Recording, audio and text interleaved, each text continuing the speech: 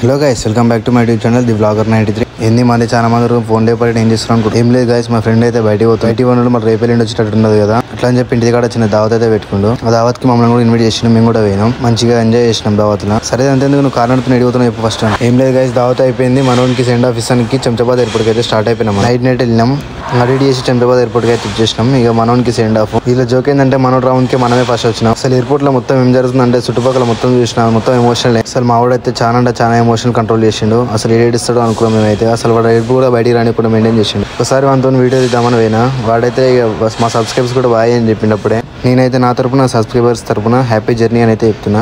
మనోడు వచ్చిండి, వానికి అడావిడి అంటారు. అటెండ్ చేసి మనోడు అయితే లోపల పోతుండు.